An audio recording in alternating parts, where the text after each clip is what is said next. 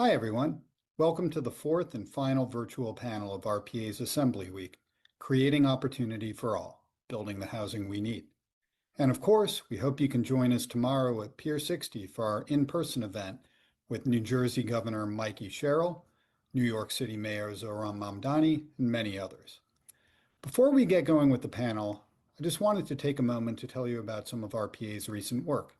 Just this year, we've released reports on planning for transit-oriented communities throughout the region, the impact of New Jersey's state plan and the Mount Laurel Doctrine, the possibilities for offshore wind on Long Island, current operations at Penn Station, and a design vision for more public space this summer to coincide with America 2050 and, of course, the World Cup.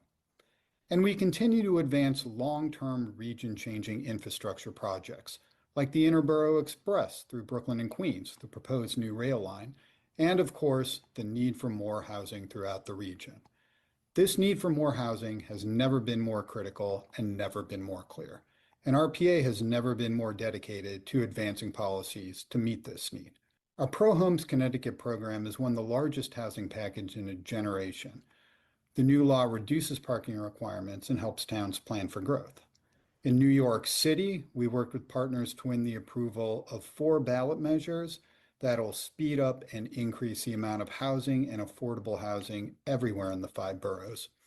And across New York State this year, we have been heavily supporting reforms of the State Environmental Quality Review Act, or SEQR, to reduce red tape so that housing, child care centers, and other necessities can advance in a faster pace and in appropriate places that don't lead to sprawl.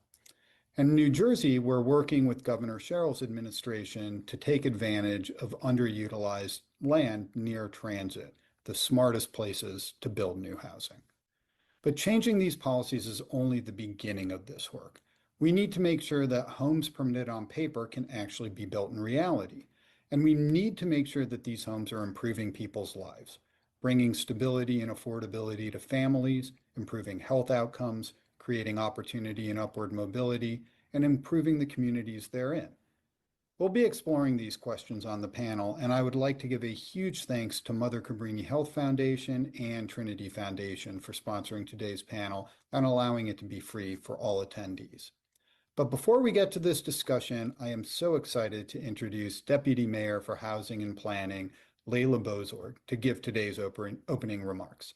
Deputy Mayor Bozorg has had a long and distinguished career in affordable housing in New York City, holding positions in 3 different administrations, as well as being a former member of the City Planning Commission and the 2025 Charter Revision Commission, and the former Chief of Policy and Strategy for New York City Kids Rise, a nonprofit organization working to expand economic opportunity and equity for all families in New York City. Over to you, Layla. Hello, RPA. I am so sorry I can't be with you live, but it is my sincere pleasure to be sharing this message with you. For those of you who don't know me, I'm Layla Bozorg. I have the privilege of serving as the Deputy Mayor for Housing and Planning in the Mamdani administration here in New York City. I've been working in housing in a variety of roles for some time. I worked as Executive Director for Housing in the last administration. I was on the 2025 Charter Revision Commission. I also worked at HPD and was on the City Planning Commission and worked at HUD in the Obama administration. In all of these roles, I've seen the importance of advocacy and research from the RPA, who continually pushes forward smart policy that makes a real difference for everyday people. Just in the last couple of years, we've seen transformative projects through together like City of Yes, not just for housing, but for economic development and climate as well. And we've pushed through rezonings in Midtown South, Jamaica, and Long Island City, among other places. But our work in New York City can only go so far. We know that we also need statewide and regional action to truly address the housing crisis. We've been working closely with our partners in Albany to address this crisis, and this year we have a great opportunity to do so by reforming our environmental review process so that we can get the housing that we need at the speed that we need it. For as much as we've had recent momentum, I know that we have more work to do to address this broader affordability crisis. In the Mamdani administration, we're taking an all-of-the-above approach because while we know that addressing the housing crisis long-term requires building a lot more housing of all types in every neighborhood, New Yorkers need immediate relief now. That's why we've already been so aggressive in the short term to step up tenant protections and speed housing delivery. We're moving at the speed of need and using every tool at our disposal to deliver an affordability agenda for working people. And underlying that work is a commitment to public excellence, ensuring that government actually works for people. That means increasing housing supply of all types, including by using new policy tools like the charter revisions that voters approved in November. I was proud to serve on that commission, and now I'm really excited to be putting those tools to use to speed up affordable housing across the city. It also means supercharging public sector-led housing production, including city-financed housing, and we're looking at innovative ways to step up that work, including a recent announcement to lower the cost of insurance for affordable and rent-stabilized housing. And of course, our all of the above approach also means protecting tenants and improving housing quality, both through cracking down on bad landlords and by using our preservation tools to improve conditions. Through this all, we will need your partnership, both RPA and everyone who's joined us today, to deliver real lasting change. Thank you again for all of your work.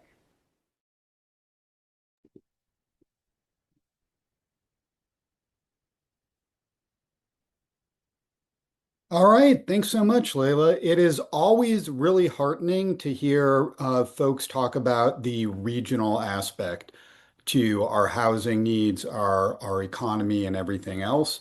And it's something I think we've worked really hard here at RPA to make sure is in the forefront of public understanding that our housing crisis isn't just about New York City or about one neighborhood or about one state even. It really is a regional one and requires a regional solution. So, in order to explore that, I want to introduce our amazing panelists that we have today.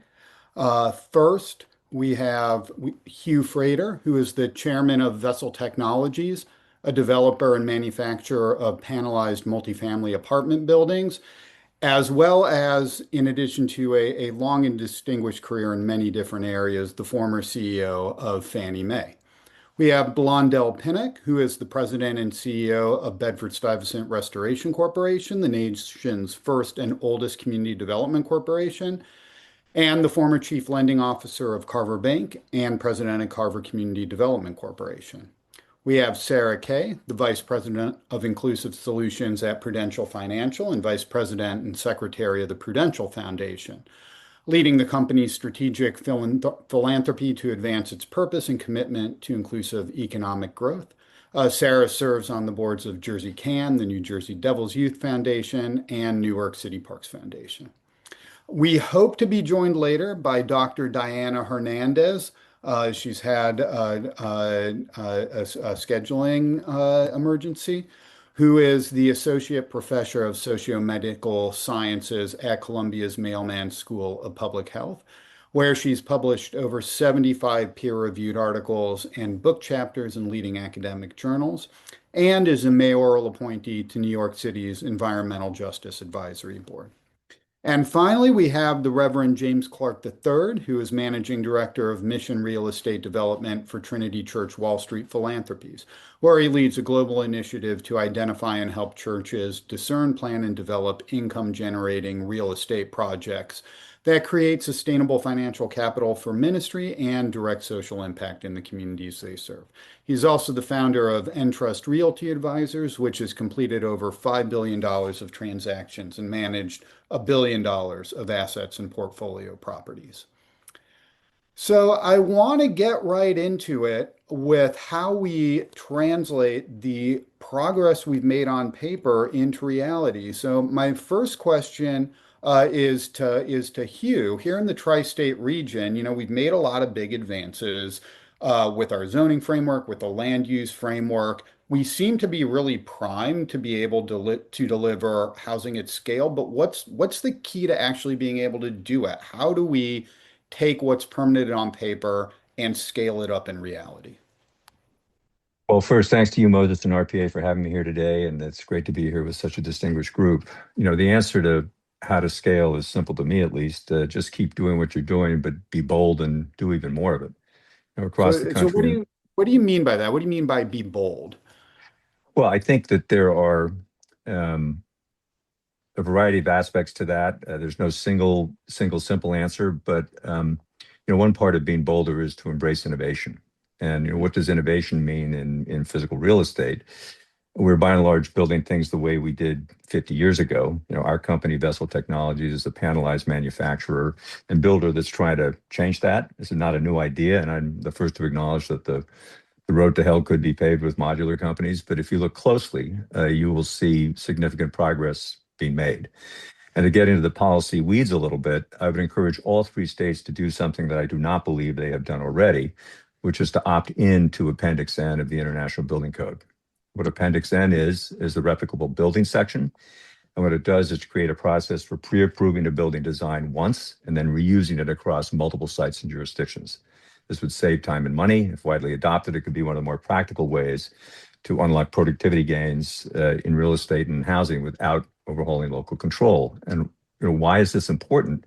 For decades, much of the housing energy at both the state and federal levels has been about increasing subsidies and then arguing about where they should be directed. What makes our company Vessel and others like it different is our focus on lowering the cost of delivering the housing rather than increasing the subsidies to meet rising costs. Standardization is the key to economies of scale for any product, including housing. You can already see this clearly, I think, in single-family manufactured housing. The same should be true for higher density urban and suburban applications. Every industrial sector, other than real estate, has enjoyed productivity gains in the last 50 years. To be fair, the quality of housing has increased. Think of features like fire safety, accessibility, energy efficiency. In fire safety, for instance, the introduction of sprinklers and non-combustible materials lowered fire injuries in buildings in modern buildings by an order of magnitude, very similar to what happened when seatbelts were introduced in automobiles, an order of magnitude decline in auto injuries. So these are improvements to be sure, but that doesn't explain the lag in construction productivity, and the numbers don't lie. In the last 50 years, the time it takes to build a car has gone down by over 50%, while the time it takes to build a 10-unit apartment building has gone up by almost 100%. And it's even worse for larger multifamily. Our ultimate mission in Vessel as an impact-oriented panelized builder is to try and bend that curve and help deliver high-quality, attainable housing rapidly and cost-effectively. If housing can become more productized like any other consumer sector, we can reap the benefits of scale and deliver more housing without necessarily consuming more subsidy. And that outcome is good for everyone. It's good for strained municipal and federal budgets. It's good for the residents living in the attainable homes, and it's good for anyone who lives in cities and towns where residents are properly housed. I think there's some images of Vessel projects included in the chat, or maybe at some point there's a 6-unit configuration in Trenton, New Jersey that's now owned and operated by a local fire captain. I want to thank Mayor Gashera and his team for their leadership. 30 units in New London, Connecticut. Thank you to Mayor Passero and his team, and 7 units almost complete in Cheshire, Connecticut, which will be acquired by one of the nation's largest investment managers committed to workforce housing that's affordable at 80 to 100% of AMI. I'd be remiss if I didn't thank all the other dedicated state and local officials in New Jersey and my home state of Connecticut for their diligence in reviewing and helping us refine our design and being open to innovation in housing. We started Vessel for a very simple reason. We believe everyone deserves to live in safe, modern housing at a cost they can comfortably afford. In that way, we're no different from anyone else on this call. But what does make us different is that we believe you can use innovation to deliver homes more cost effectively. And then you can decide, do I either deliver more housing without using a lot more subsidy, or do I deliver more housing per unit of available subsidy? Either way, I think it's a win for everybody. And thanks for having me. We love a direct policy recommendation here at RPA, and that idea to opt into Appendix N, I think, is a really powerful one. Especially in New York City, in the wake of the charter revisions, we now have a more uniform kind of mid-rise zoning district that we're more easily able to map, and we have very uniform lot sizes. So that idea of being able to scale and those policies that make it easier to scale, I think the time is really right for them here.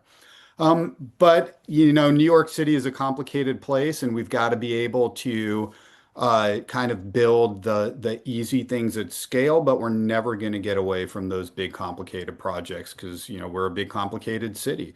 So I wanted to ask Blondell, you are starting one of, if not the most complicated redevelopment projects in New York City. So I was hoping you could talk a little bit about that, and especially how do you manage all the moving parts, and what can the city or what can other actors, whether that's government, finance, what have you, what can they be doing to make these kind of projects smoother and quicker and easier to do in a very complicated place? Okay. Thank you, Moses, and thank you, RPA. I'm grateful to be here as well as with this distinguished panel. The first part of your question. So, restoration is about to embark on the redevelopment of the plaza, which is a super block located in the center of Brooklyn. And with that project, we will be building close to 1,000 units of housing, 50% affordable, 50% market. In addition to that, we will be providing retail, commercial office space, community facility space, cultural space, and open space as well, to create a full ecosystem of what exists and in Bed-Stuy as a central anchor for that community. And as you indicated, this is a complex redevelopment project, as you can imagine. And my approach to these projects, when tasked with doing them, is to approach it both as a real estate transaction project, but also as a systems transformation effort. And these projects, as we know, are not just about the buildings. So it's about the people, it's about the history, it's about the politics, and all of these things have to be moving at the speed of trust and in at the same time. And the way I manage complexity is by anchoring three core disciplines. First, a clarity of vision. Second, building the right infrastructure and internal team surrounding the project. And third, continuous community engagement. With clarity of vision, as many people know in Central Brooklyn, restoration is rooted in equity, wealth creation, and long-term community stability. And I think that clarity allows us to make decisions really quickly. So every partner that comes to the table, whether it's developers or lenders or community stakeholders, they understand what we're building and who we're building for. Second, when it comes to having the right infrastructure and having a strong internal team, experienced development partners, I'm fortunate to have consultants that are working with us because we are a nonprofit. But having a consultants, David Ehrenberg and Kate Offhauser from SPD Development being our owner's rep and helping us navigate this. And also having my kitchen cabinet of advisors, which are people from across finance field, across government and community development that I can go to and talk to about the project. But you need all these parallel work streams in order to ensure that you're coordinating development, you're accountable, and that you're clear with your timelines as well as ownership. And the third is continuous community engagement. In neighborhoods like Bed-Stuy, there's been a long history that informs how development is received. And engagement is not just a check the box exercise. It has to be ongoing, it has to be transparent, and it has to be intentional. And I think it shapes the development in real time. And ultimately, it reduces the risks that is usually involved in these large scale developments from a community standpoint, and it helps to create community alignment. Mhm. As far as your second question, how can the city be be helpful with this I was project? just going to get to I that. know, I didn't forget. How the city can be helpful, the city is already being helpful because this project is being built under the City of Yes Housing Opportunity Program. So what that means for us is this is an as of right project being built.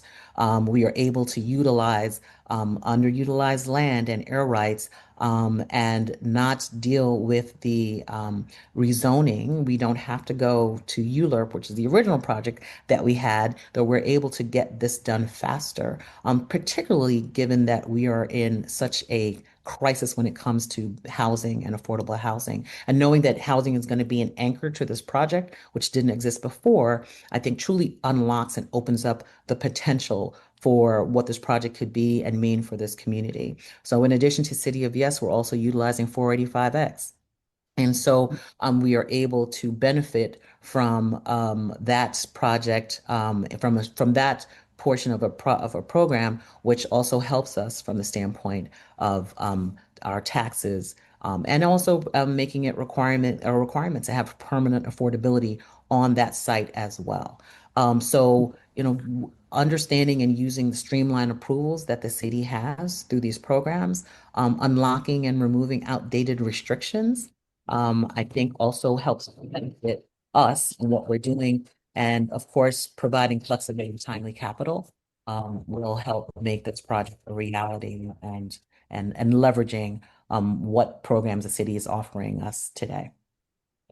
I mean, I think it is so interesting that you're building, this is an as of right project, that you're building it as of right, but you're still doing all of that great community engagement that you're doing. And I think it's something, there's sometimes an attitude that it's like ULURP means community engagement. Without ULURP, there's no community engagement. And you're showing that that's really a false dichotomy.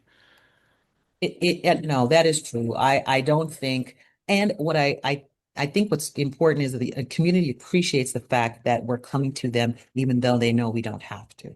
And I think that's the important thing. And it's continuous. We've already met with members of Community Board 3. We've had another meeting with members of Community Board. Even in the initial development of this project, there were a number of charrettes and visioning sessions, but it's important to keep the community informed. And it's not a one time. So we will continue to have these meetings and make sure that we're answering their questions and there's alignment and they feel comfortable. Because no matter what we're building, if they're not part of the conversation, then this project will not go somewhere.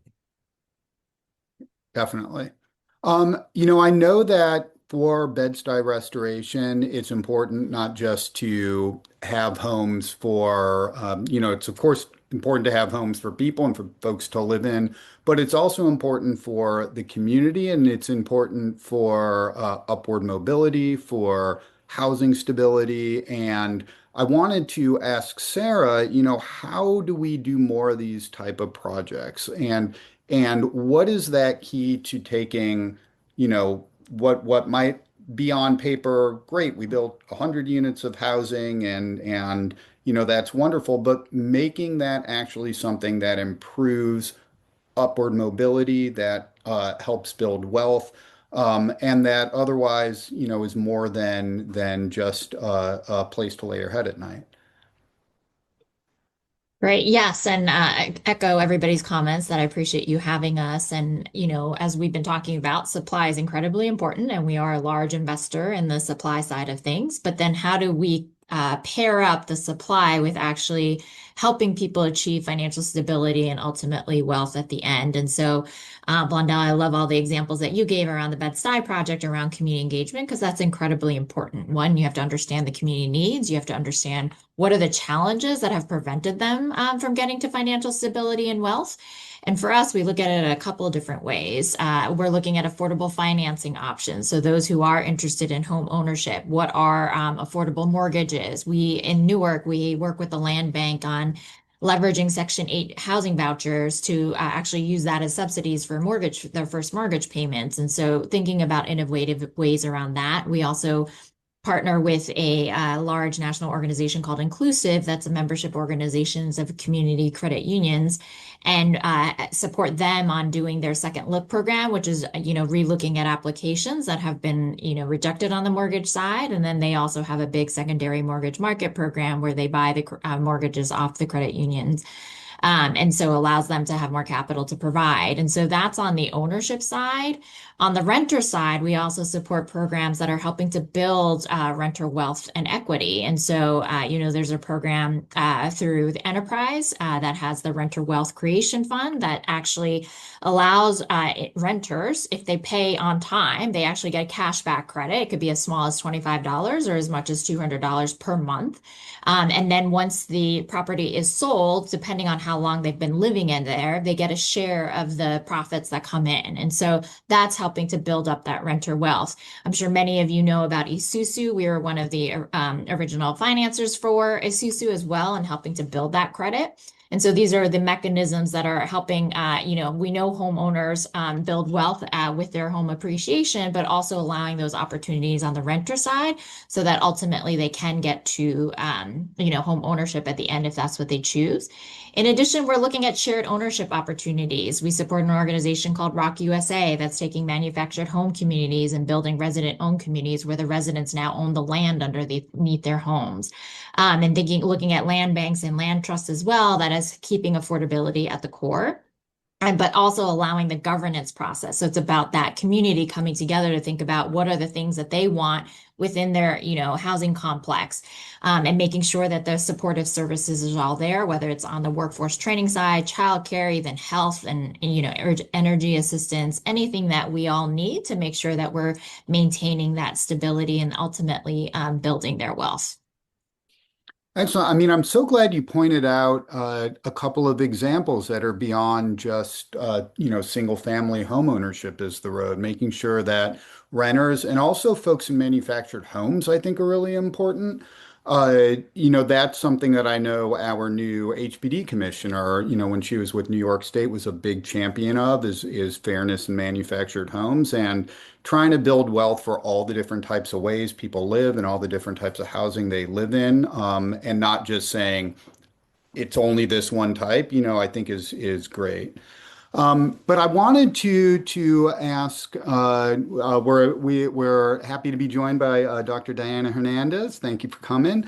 And I wanted to ask you a couple of things. The first, just on the financial side, what are those things? In addition to mortgage, rent, and costs like that, what are those things like more like energy costs or utilities that are also places where households can save money and get help with? We had a big panel about the future of the grid on Tuesday, and that's a big topic of RPAs. And then beyond the financial benefits that we need to make sure families have, what are the other benefits in terms of health and well-being that good housing can really bring to folks? Sure. I want to, first of all, say thank you for having me, and also for being patient. I am literally in a clinical facility right now, and an appointment went long, and so I apologize for my tardiness. But, a big way that we think about housing is the structure of housing, kind of its physical qualities. And the costs that are associated with housing. I focus a lot on the links between housing and health, and also the role of utilities as part of the operational mechanism by which housing is habitable, but also that it also has its own costs, and those costs are less predictable. So when you sign a lease, you know what your rent cost will be. When you sign on to a mortgage, unless you have kind of a variable rate, you will more than likely be able to anticipate what those costs are. What has been really kind of interesting and challenging, especially of late, are the more variable cost of utilities and the seasonal spikes that come and that sometimes really throw off a household budget. And when we think about the relationship between energy and housing, we know that when households fall behind, they might be facing the risk of a disconnection, and today's disconnection is tomorrow's eviction. So these are all things that are really interrelated, even as we may not necessarily be connecting those dots. I want to also talk about the kind of pillars of housing, and I see those as, and we have written about them as the 4 C's. So this is housing costs, housing conditions, consistency. So, households being able to stay in their homes voluntarily for as long as that housing situation suits them. And then the context, so the neighborhood context, and ensuring that we have neighborhoods that are marked by amenities and opportunities that are also more equitably distributed.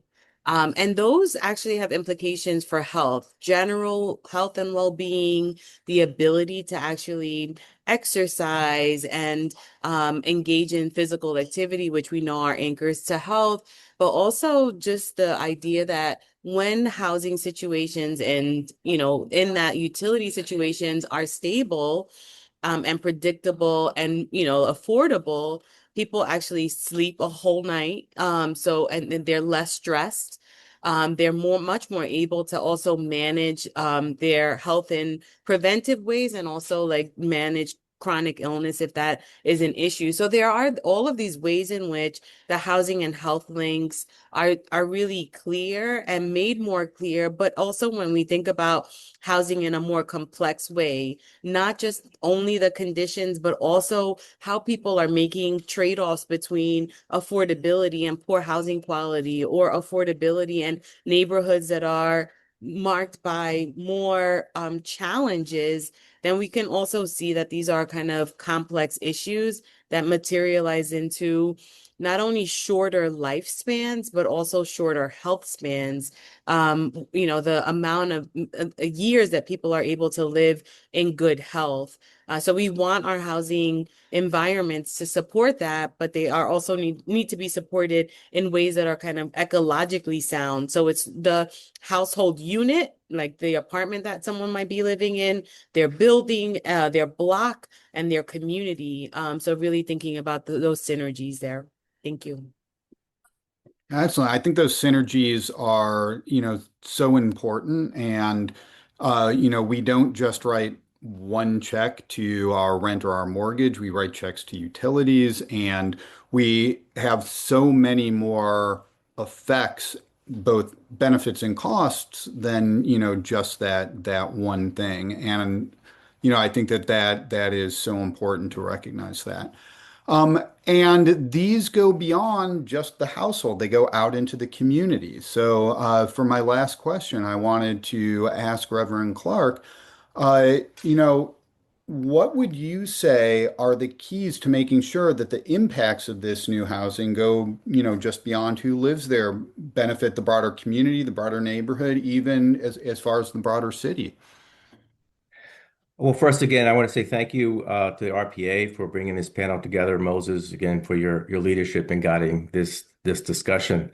When we talk about affordable housing, rather than affirming it as or framing it as a response to neighborhood conditions, whether it be rising rents or just getting more units out, I think what you've heard from the prior speakers, I would echo, is that there's a need to be intentional, intentionality as really the catalyst for changing the neighborhood.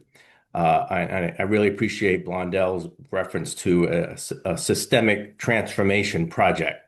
And so in terms of responding to your question regarding keys to impacting housing beyond just who lives there, I would raise several.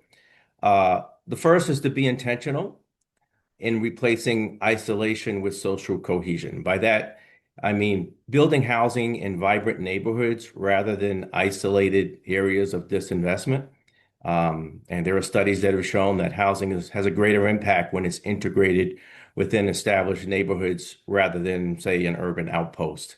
So where you build matters is the first thing. And then I would also suggest that housing that is focused on deconcentrating poverty rather than concentrating poverty, housing that builds cross-class relationships so that children and youth are able to expand their networks and expand their world.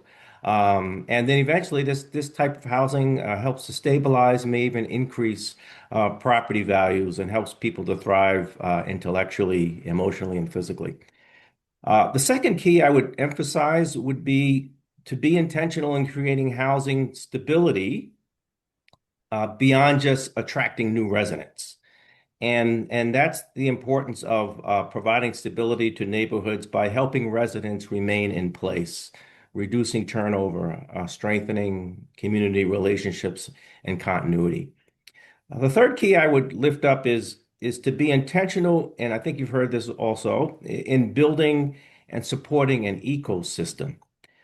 Successful developments are really not standalone projects, but really part of an ecosystem of interdependent services.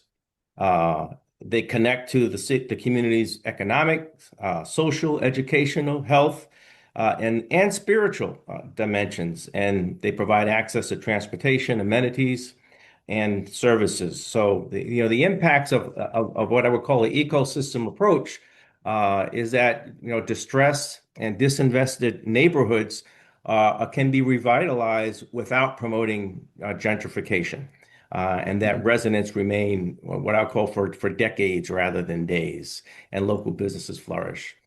The fourth key I would mention is to be intentional about being catalytic. Housing development should send a signal of commitment and value creation. Of course, it could be, again, it has been mentioned, paired with investments in infrastructure, public spaces, community services. And in strong markets, new housing actually attracts investment that also accelerates neighborhood change. And we can also be catalytic through public policy, such as the proposed faith-based Affordable Housing Act that would, increase capacity and expedite the entitlement process. And then the final key I would like to emphasize is to be intentional in establishing partnerships with neighborhood institutions, which is near and dear to my role at Trinity Church. And for example, considering the role of faith organizations in communities. They have plenty of land that's suitable for development. I think according to the Furman Center study last year, there's over 60 million square feet of unused, underdeveloped property in New York City alone. And so just as important is this land they have is that these organizations are community anchors, providing services like childcare, food programs, health services, workforce support, and they bring decades of community trust. And again, I heard Blondell say how important it is to build and scale trust. And so they're part of the ecosystem that makes housing successful. My final thought I'd just like to share is that scale does matter. And again, we like to say, well, every little bit helps. To a family facing homelessness, having an affordable, stable home means the world. But the small projects alone don't move neighborhoods, so you need to plan for scale. Certainly, 1,000-unit project is scale, but you need that scale to really start and transform a neighborhood. But sometimes that scale can start in smaller projects that lead to larger investments, like we've seen in Harlem, for example, where building by building renovations led to larger commercial projects. So in sum, I would just say affordable housing just doesn't have to fit into a neighborhood. It can reshape neighborhoods into inclusive and resilient communities. Thank you. Thanks so much. And I'm really glad you brought up that point about housing being good for the ecosystem for children and the elderly also. If you will allow me a short personal story, we had a mixed income, a pretty large building, a mixed income building open in our neighborhood, and I have a 3-year-old, and the playground is so much better now. It's just the playground is like such a nice place, and there's, all of these kids, and it's really well utilized, and the kids are talking and socializing. And so it's just, the first thing that came to mind with how building more housing can really help folks of all generations, folks throughout the neighborhood, to improve, their kind of everyday situations. Something interesting occurred to me when I was looking at all of our panelists, which is we have a huge variety of different types of developers represented here. We have folks running, scalable for-profit businesses. We have folks running neighborhood-based community development corporations. We have Dr. Hernandez, I think you have like a small family-oriented development company. We have folks with finance, on the finance side of things. So we have all of these different types of developers. And I was wondering if folks could talk a little bit about how that varied development ecosystem kind of works throughout the region and what that kind of adds to development capacity and our ability to build housing. And, also are there any other types of entities, thinking about community land trusts or local developers or nonprofits or anybody else that you can think of that could kind of build more creatively in neighborhoods or should be thought of as more kind of common partners for city government or for financiers. And please feel free to jump in, Yeah, whoever. I'm happy to Yeah. kind of take that question on first, and also tell a personal story. So my grandmother came from Puerto Rico as a Black Puerto Rican in 1940 to the South Bronx. And people, so like my family had been living there forever. My parents were the first occupants, among the first occupants of a Section 8 building, also in the South Bronx. And shortly thereafter, my mom ended up purchasing a Nehemiah home. It was a Mhm. condominium, and that was all really intentional around like a planning to stay in the initiative with a faith-based anchor as a community-based organization, and community development corporation. And then I went on to get a PhD. I left New York City and was being trained, I think particularly with Reverend James Clark's comments around the idea that, people like me who are educated and upwardly mobile don't move back to communities that are marked by a concentration of poverty. But as a sociologist, I thought that it was important to kind of do something different. And eventually I purchased three previously abandoned housing units and rehabbed them, and got progressively better at it. But I became not only a housing provider, but someone who also transformed vacant properties and then went on to actually sell one of those properties to another up and coming professional young woman from the Bronx who wanted to stay. And I think that that example is really about I think what we really want to see is a life course that allows people to, let's say, start in poverty, but end up being not only creating wealth for families, but for communities and keeping that wealth within a community that is kind of promising and emerging in so many different ways. But oftentimes, for those of us that have been there for generations, in my family, 86 years, it also sometimes means that it's a threat, that when all of that development happens, it isn't necessarily meant for people that are in our communities. And I feel like that's precisely where we want to be. We want to be thinking not just in terms of variety in the ecosystem of housing development, but what it looks like multi-generationally. I want to just point out some work that RPA is doing that we're going to be releasing soon on home ownership because it really dovetails with your story, which is home ownership in New York City specifically. It really, really varies by neighborhood. And you have some neighborhoods where it's 80% home ownership, and you have some neighborhoods, and specifically kind of the Upper Grand Concourse area of the Bronx, which has the lowest home ownership rate at just 4%. So when you're talking about stories like yours, where, folks want to move back to the neighborhood they grew up in, you have to make sure you have places to move back to, right? If folks want to buy a house, you have to make sure there's a house for sale. So that's something, just as a little bit of a preview, RPA has been working on, and we're going to come out with soon, which is a report on home ownership and how we can make sure that those opportunities are throughout the city and throughout neighborhoods, so folks who want to buy a house, in the neighborhood they want are able to.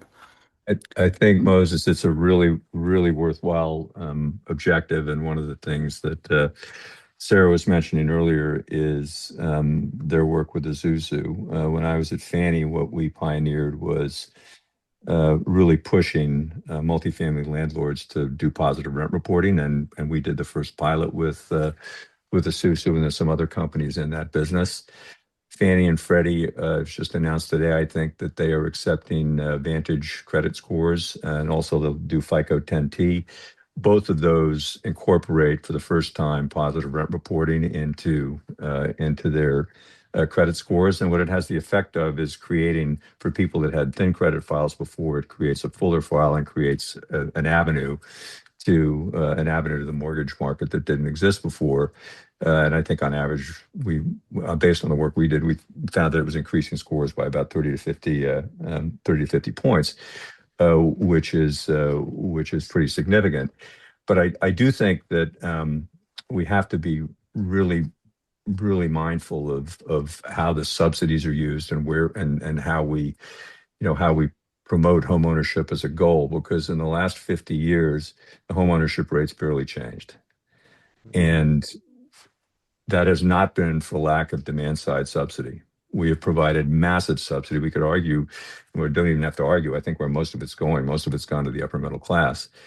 And so I think that we have to get creative about how to, and some of the things that were talked about earlier about taking a portion of a rent payment and applying it against a down payment and being able to earn your way into a down payment. Marry that with things that the agencies are working on right now to reduce the non-mortgage costs of accessing the market. So things like title insurance, things that are regressive, title insurance, appraisal costs, all the different credit pull fees. There are ways to do.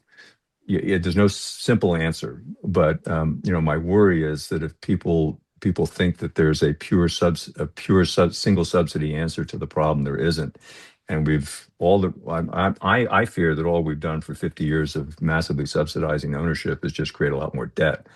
I don't know that people have, we have as a society have a lot to show for it. It doesn't mean that homeownership isn't a really, really important goal for people. And if you did a random survey in any group of young people, they would all say they want to be homeowners. And so we have to be super creative about how to do it in a responsible way and make sure that we end up with the outcomes that we want.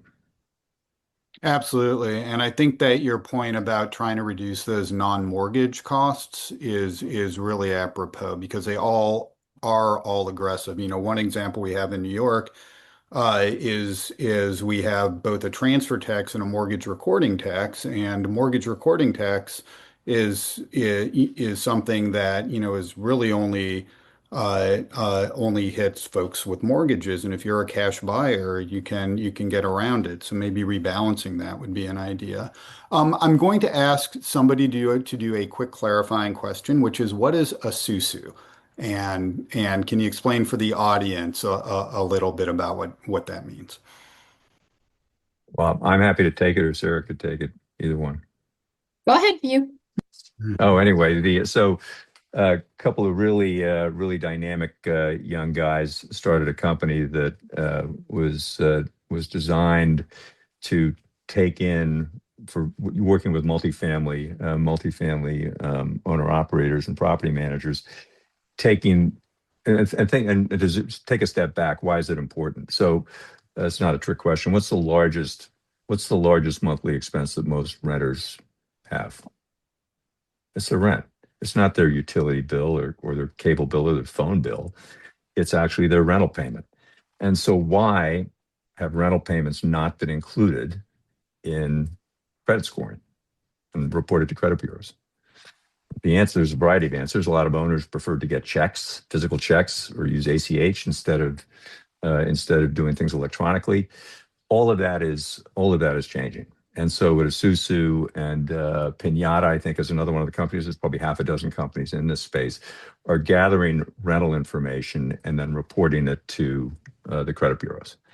And the effect of that, as best we can tell, it's what we expect. We expected two things. We expected when we introduced it at Fannie, Freddie would copy it the next day, which they did. Also, we expected it would have a positive. It would expand the credit aperture for people that formerly had been kind of credit invisible or less visible. And so Isuzu, Pinata, I forget the names of the other companies, are companies that are in the business, they're data companies that are simply taking that data and then reporting it to the credit bureaus. And then Vantage, you've heard of FICO, obviously. The other alternative that's out there that's owned by the credit reporting companies is a company called Vantage, and they specifically incorporate credit reporting into their credit scores. And so I think all in all, this will be a positive thing when combined with the ongoing efforts to reduce the non-mortgage costs of accessing the market. Now, there's not much that we can do about mortgage rates themselves. That's largely driven by the 10-year Treasury and by the investors in the mortgage-backed securities market. But we can do a lot to try and make the system more equitable for people that haven't had access to it before.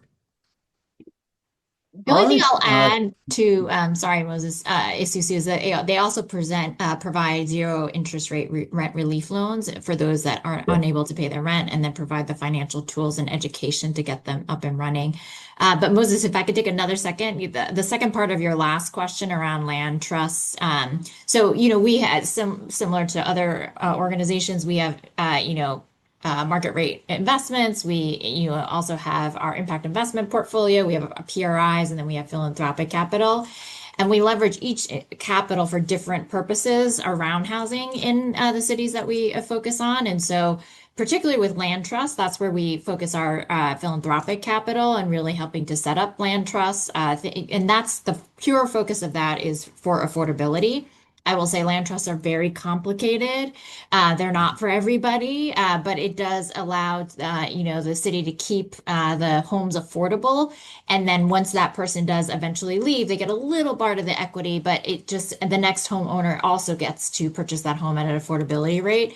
There's a lot of components in working with City Hall and all of that stuff. And then just on the local developers piece, I will also say that is incredibly important. And we leverage our, PRIs and our philanthropic capital, whether they're local for-profit or nonprofit developers, because they are part of the community. Oftentimes they live in the community, they're from the community. And so making sure that they have access to loans and financing to be able to build and engage is incredibly important too. Excellent. So we have a lot of questions from the audience. It's definitely been a very popular panel. I'm going to try to consolidate a few of them into kind of a little bit of a broader theme. But the first one I wanted to go with, we have kind of two questions on things that are happening right now.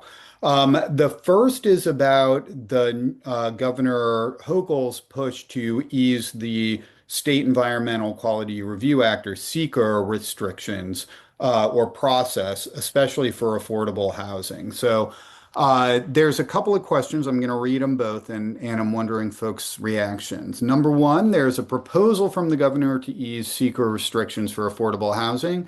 The environmental community seems to be fighting this strongly. I'm receiving several emails asking me to call my representatives to defeat this budget initiative. I am not receiving requests from the housing community advocates to support this legislation. What is going on here? And then the second question on SEQR reform. The governor's SEQR reform proposal has no requirements or incentives that support that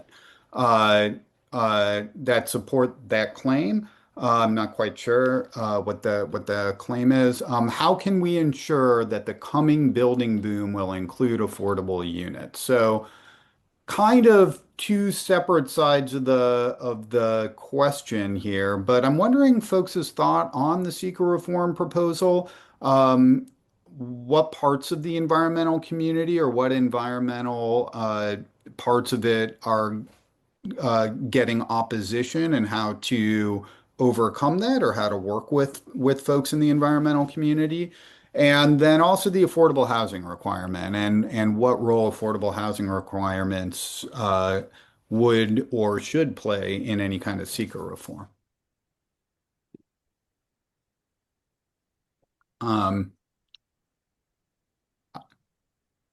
I can also give the RPA answer to these questions if you like, but I would much rather throw to the panelists. Yeah.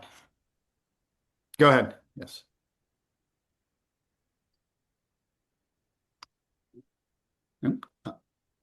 Blondell, are you? Yep. Oh, no. Okay. I wasn't going to jump in there because doesn't apply to a lot of the transactions that I deal with. So, I mean, it's an interesting question. I'll try to answer it quickly. I think that,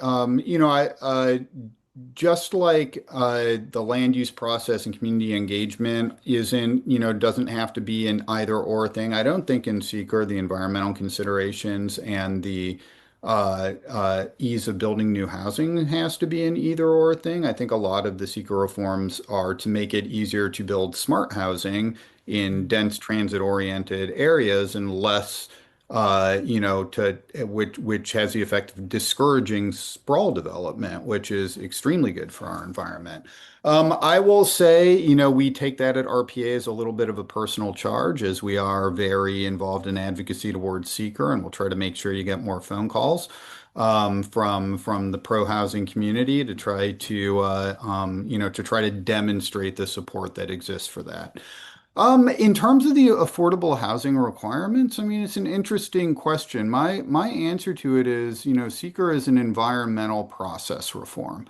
And I think the conversation should really be focused on environment and on environmental process and what the best balance is of protecting our environment and encouraging housing. And, adding more points to that discussion, I think makes it more complicated and definitely kind of harder to find consensus on. And so, I would say let's focus on the process and the environmental part of things in this process, and let's also focus on the need for affordable housing in public policy designed to get affordable housing, whether that's on the subsidy side, whether that's on the inclusionary zoning side, whether that's on the government sponsored side. And I think that those are kind of parallel tracks, if that makes sense. All right, let me try another one. There is a lot of questions in here in the chat about preservation in addition to production. Beyond development and new construction, what's the plan for preserving and improving affordable housing? And what's the way to get kind of empty affordable housing or potential affordable housing back on the market? I'm going to translate that into kind of a higher level question, which is what role does existing buildings and the existing housing stock play in creating affordability in New York, whether that's in preserving affordability, whether that's in getting vacant units back on the market. But we need to build more, but building is tough. And so how do we take those buildings that are already built and use that to address both our affordability crisis and also to help improve neighborhoods? Well, if I may on that one, I think you need all of the above. I mean, you can't purely build your way out of it, but as we've been discussing on this panel, it's important to make it easier to build, not harder to build. And there's a lot of energy in the tri-state around that. There's probably in any given year, there's probably 500,000 housing units that become obsolete one way or another. Some of those can be preserved. I think in the Road to Housing Act, I think there was an expansion of the RAD program. As an example, there are things that can be done with federal and state money to enable preservation, and they have to be done. There's not a single like this is a large complex problem. There's not a single simple answer. And so I think that both at the federal and state level, preservation has to be an emphasis. I think that I think the interesting question also is what are the returns on capital to preservation? What are the returns on capital for new development? There's the whole debate about public versus private. I think you need both, and ideally working side by side. If you looked at LIHTC, it's probably arguably one of the most effective federal programs of all time. In many ways, very inefficient, but public-private partnership, it works. Many of the folks on this call have worked with both public and private sources of capital. I don't think you should discriminate against either one. You should just try and make sure that the returns that are available for new development or for preservation and redevelopment or preservation are acceptable to the sources of capital. In some cases, you might be able to get concessionary returns, but I think Sarah knows from her work that the great work that she does, the universe of investors that want to have impact, that want to align themselves with ESG principles, that universe is growing. the number of those investors that will invest at a return that's below a market rate return is vanishingly small. And so I think we just have to be realistic about the available returns. But if we are, I think that we can. I think that preservation can be a really important avenue. And also one of the things that everybody's got their eyes on is when LIHTC projects are coming out of their compliance periods, how do those projects get re-equitized through the tax credit program and other means to make sure that we don't lose those units, which is a big issue that we're all facing. Other thoughts on preservation or getting empty apartments back on the market? That's 100% incredibly important as well. And that, especially we were founded and we're still headquartered in Newark, New Jersey, 150 years later. And so preservation of all buildings, we have a lot of historic buildings similar to New York City as well too, and making sure that those are being repurposed for both mixed income and also commercial. And then putting apartments back on the market, because we do have a lot of buildings, unfortunately, that have not been invested in quite some time. And so that is incredibly important to us. Excellent. All right. I wanted to kind of leave folks with one more of the audience question here. I'm trying to consolidate a few of them because they have so many. There was an announcement just recently about creating an advisory group on housing affordability. City Council Speaker Menon is creating the advisory group on housing affordability to evaluate how to facilitate housing development on 3,000 smaller vacant lots. And this is in New York City, but it really applies throughout the region. Every city, every place in the region has these kind of smaller vacant lots that have proven a little bit difficult to build on. But the focus on it is coming around now. So what recommendations do you have to create more affordable housing on this type of land, kind of our smaller vacant infill projects that might not, support 100-unit development, might not attract a big financer or a big developer, but are no less important to meet our housing need? Yes. I have a simple answer. You could put 3,000 vessels on those vessel buildings on those vacant lots. We can do 6-unit configurations, 30 units, whatever you want. We're happy to help. All right, problem solved. I'll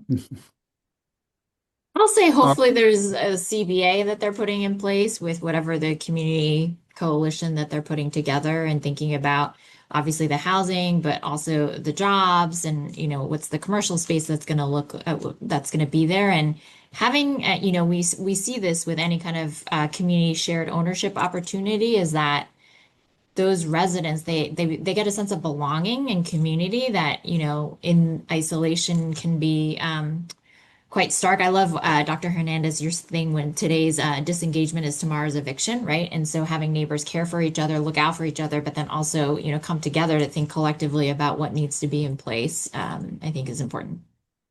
All kidding aside, Moses, I mean, our 6-unit project in Trenton is owned by a local Trenton fire captain. And he started off as the project manager, and then he became the owner through some combination of a loan from us and also from a local CDFI, and we're huge believers in that kind of community ownership and involvement, because there's no doubt that if you think about the old walk-up brownstones of old, the landlord knew every single tenant in the building, knew their families. It was a different experience as compared to the large, in many cases, third-party property managed buildings that we've come to expect.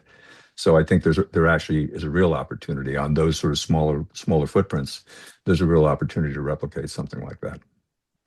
I think that's a great point. Oh, go ahead. Moses, sorry, I just wanted to kind of add a different dimension to this. Hugh, I really appreciate what you just said.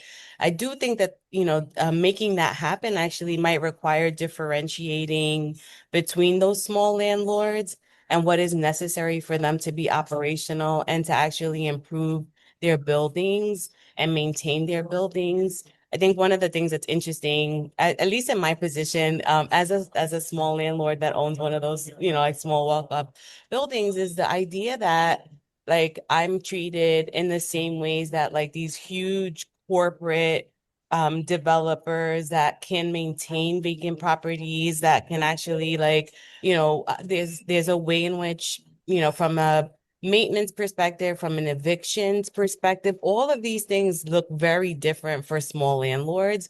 And in other cities like Chicago, they actually are, they differentiate between small landlords and large landlords. And we don't do that in New York City. And I think that that's to the detriment of also improving those properties, because these are also, some of our research shows that it's the low income, like long-term homeowners that also have some of the highest needs for repair that go unmet, but they're also the purveyors of affordable rental housing.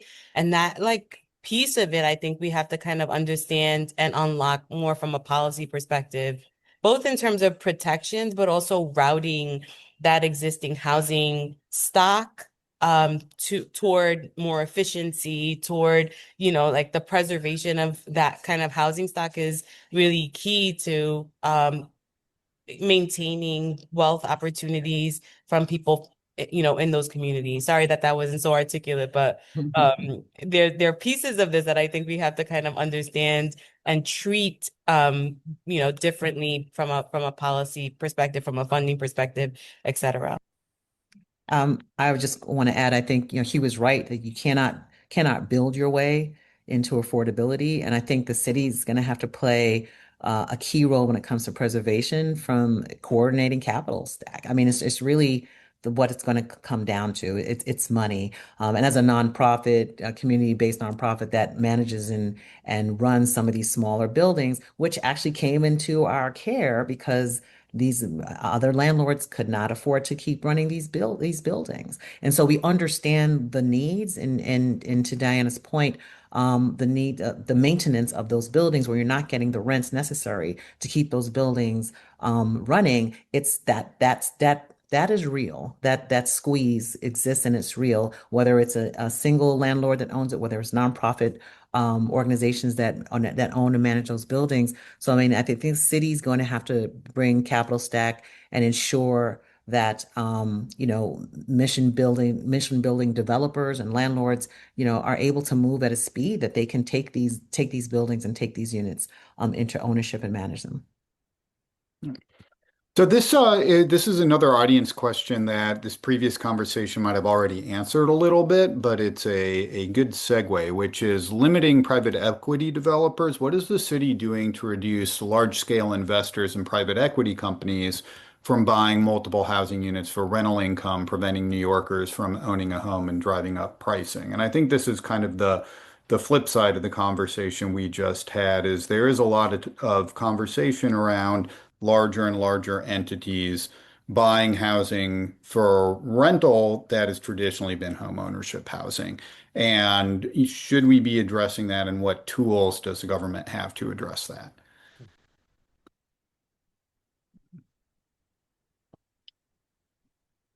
Have we answered it already through the previous discussion? All right. Well, go ahead. Sorry, go ahead. I was just going to say you're seeing things happening at the federal level, from this current administration to, curb some of that. And I think, manufactured housing communities is a great example of where private equity is, purchasing up a lot. And that's why organizations like Rock USA is so incredibly important, because they're mobilizing the community, raising capital to, compete with these funds. But, also at the end of the day, a lot of these, sometimes the manufacturing home community owners are somewhere in another state, but oftentimes they are the local landowner. And so, having to see the resident that lives in your property and having sold it to private equity versus, settling it back to your residence is a very powerful motivator for some of these landowners. But those are the ways that we're trying to also curb some of that. All right. We are coming to the end of our panel. I wanted to give a little time if anybody has any last thoughts or last words they wanted to share. No, otherwise, I will say a huge thank you to all the participants on the panel, to our Deputy Mayor for Housing and Planning, Layla Bozorg, Hugh Frater, Blondell Pinnock, Sarah Kay, Reverend James Clark, Dr. Diana Hernandez. You guys have been terrific. I feel like we've covered a giant swath of affordable housing conversation. We have come away with high level takeaways and broad solutions. We have come away with real targeted policy ideas. I am feeling inspired. I want to follow up with all of you on individual things later. So stay tuned for that. Thank you, everybody who tuned in. Thank you to everybody who tuned in to Monday, Tuesday, Wednesday's panels on transportation, on the grid, on abundance. And we hope to see many of you tomorrow at Pier 60 for our RPA assembly. We have Governor Sherrill, we have Mayor Mamdani, we have economist Ed Glazer, we have Catherine Garcia receiving the Zuccotti Prize. It'll be a good time. Thank you again and hope to see you all tomorrow.